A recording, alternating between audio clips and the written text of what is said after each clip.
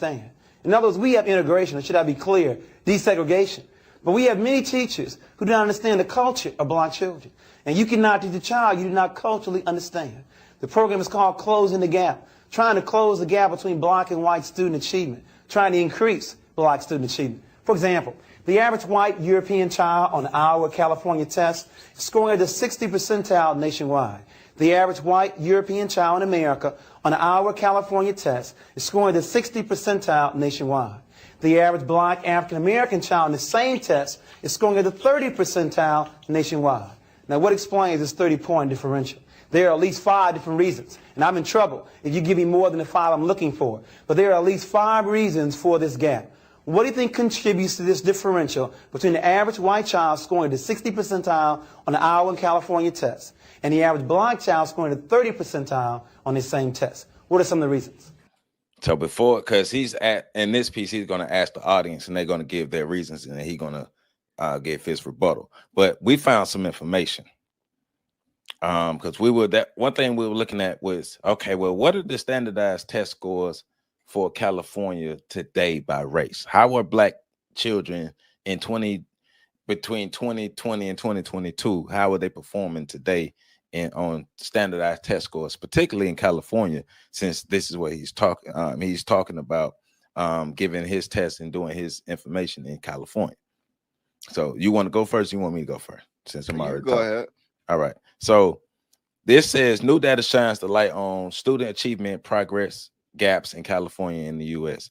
It says new education data released today by researchers at Stanford University shows a complex, nuanced, and in some places troubling picture of student achievement and racial gaps based on standardized test scores across California and the nation.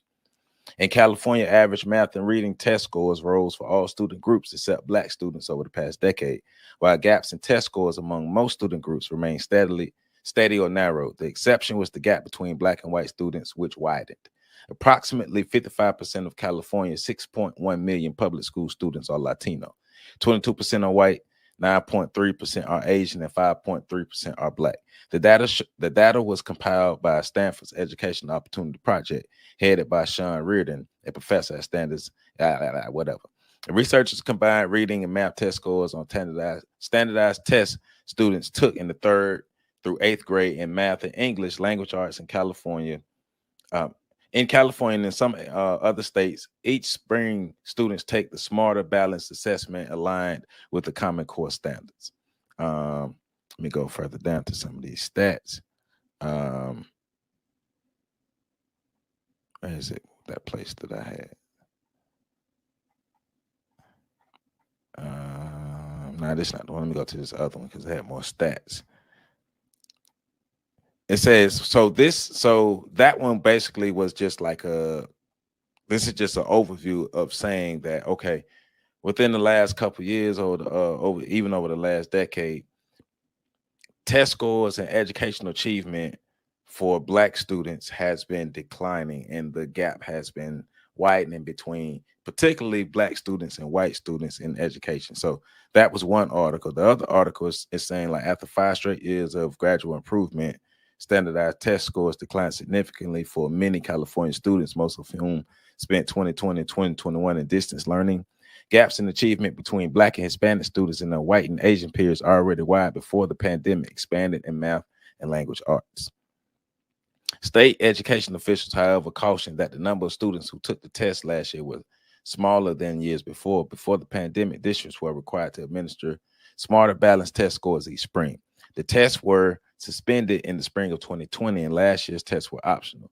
Only 744,000 of 3.1 million students in grades 3 through 8 and 11 took the Smarter Balanced test last spring.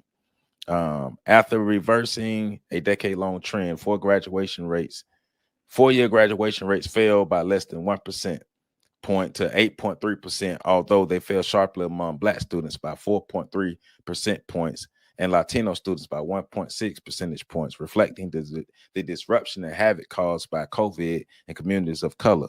But graduation rates, however, increased among white and Asians, rising to 94.1%. So I want to cover that. So go ahead, my brother. No, I was just like, one of the things that I wanted to highlight is actually a report linked in one of the articles you just read. I think it was the first one, Hold but on. it's from the Hold on. You froze again. Did I? Yeah. Oh shit! All right, let's do this. I'm gonna close it again and reopen it.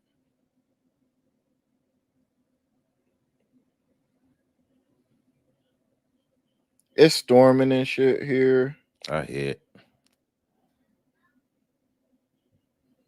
and the power then almost went out a couple times. So So when you get back, I'm gonna just pick it back up and ask. I'm gonna ask you again. Well, I'm gonna just say, all right. So what you going to add to this? So okay, that we know, I know where I'm from editing. So okay.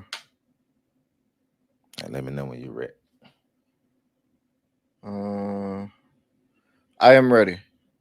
All right. All right. So that's some of the stats and some of the information. We're gonna go on more that I've read. So what stats and stuff you want to add to that, or what information you want to add to this? So I just wanted to point out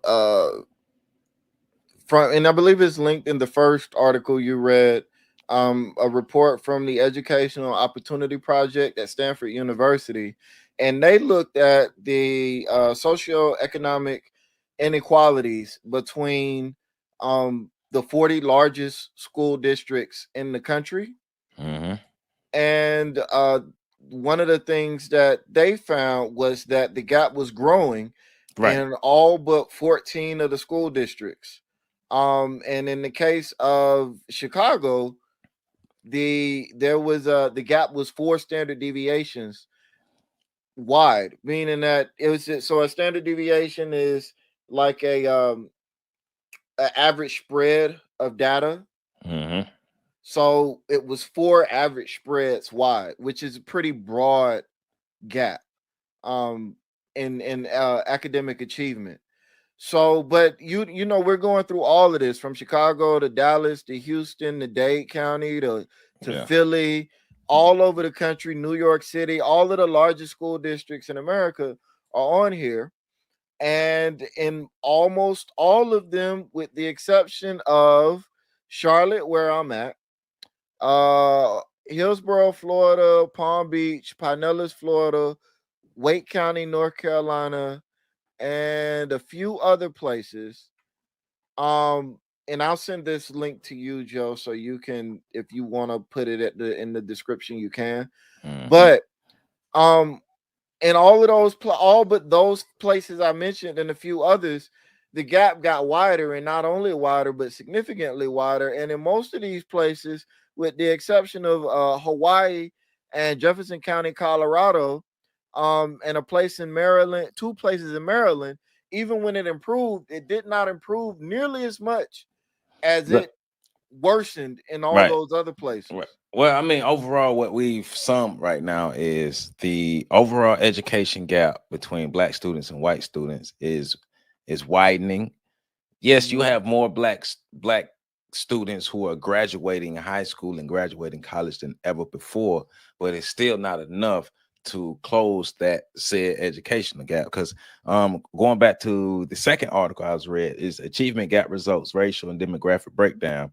Says students meeting or exceeding on smaller standards on smarter balance in 2019 and 2020. So they're looking at stats between 2019 and 2021. Excuse me.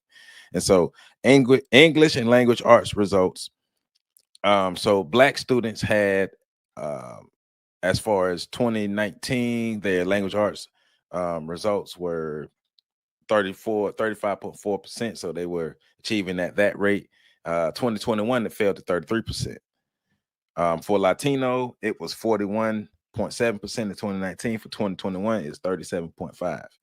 For whites, it was 64.1% in 2019. 2021, it was 60.7%. Math results. Math results for black students 2019 was 19.1, 2021 17.4.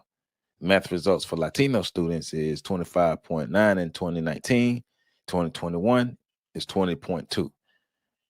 For white students, math results in 2019 is 50.6 and 2021 is 45.7. So there is an overall gradual decline in educational achievement and results for all groups, but it's a significant decline and it's a steady decline for Black students that's happening. So Right, and that I want to point out as well, like you said, that decline is over the COVID stretch. yes, So but before the COVID stretch, the numbers were going up for most groups, with the exception of Black people, at least in right. California. So basically we know COVID affected everybody, but remember, if we keep saying that if America gets a cold, Black people get the flu, then Right. it's always going to affect us worse. All right, so let's keep going. Child scoring the 60th percentile on the Iowa and California test, and the average Black child scoring the 30th percentile on the same test. What are some of the reasons? Okay, your first name is? Shirley. Couldn't even get a water break because you answered so quickly. So Shirley, I think it's number 4 on my list, and that's the cultural bias of the test. And Shirley, I like to call that the curriculum, not just the test, but the curriculum in terms of their cultural biasness.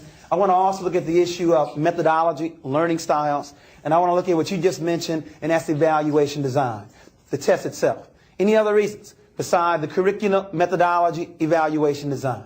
Any others? Yes. First name? Gwen. Gwen. Perhaps expectations From whom? from the teacher. Okay. Very honest group, Gwen. Gwen, that's number 5 on my list. It's not that I place in this category because of its significance or importance. I simply want to save the best for last. I want to talk about everybody else first, and then we'll begin to talk about you. So, Gwen, we'll be getting it to you in a few minutes. Any others? Yes, first name? Richard. Richard. Expectations from the parents. Okay, and Richard, that's number 2 on my list. Parental involvement and support. I was wondering if this group would blame the one we love to blame the most, and that's the parents. First name? Lois. Lois. I think the child's expectations. And Lois, do you mind if we also connect that to self-esteem for students? Okay, so in this case, we're looking at student self-esteem. Now, there's one more. There's probably a lot more. But the other one that we have to have in order to continue, and that's why we have it in the number 1 position, it's so difficult to identify, and that's the peer group. We are very concerned about the peer group. Now, I'm very proud of this particular group because in most workshops across the country, beside these 4, and the one we were also looking for was the peer group, many times people say, well, it's ability. There's at least 1 or 2 persons in this audience that believe it's ability. And then every once in a while we get someone who also looks at the environmental factors, racism, economic deprivation, sexism.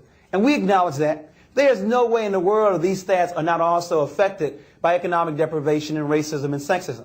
But see, in an hour workshop like this, we may not be able to change how Ronald Reagan thinks, or David Rockefeller, or Caspar Weinberger. We may not be able to change what white men make, $403 a week, and black women make about $234. We may not be able to change that. But we can change the influence of the peer group, parental involvement, student self-esteem, the curriculum, teacher expectation. So I jotted it down. So cultural bias, those are the things that they say, and that's the end of the video. And but we can take it back if we need to. But cultural bias, teacher expectations, parental expectations and support, a child's expectation and self-esteem, the peer group. Then he added the child's ability and the environment that the child is in. So let's take them one by one, like the cultural biases. So these are things that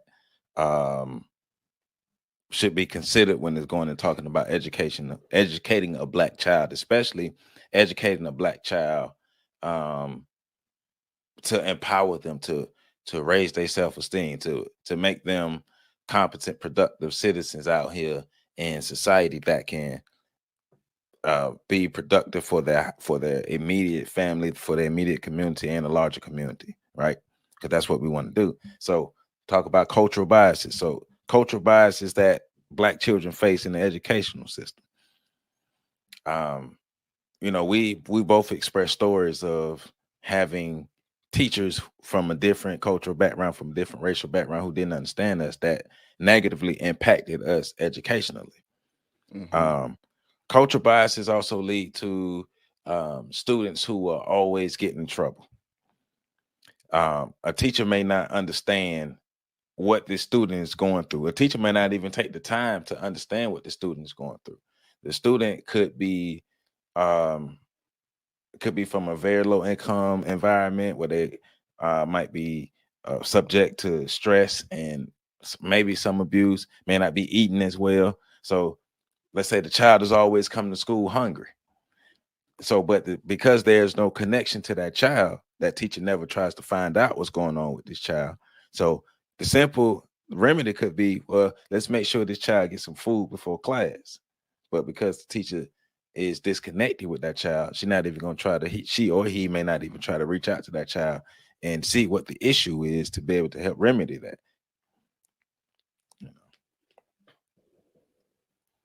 That's what I think. No, I mean, it's all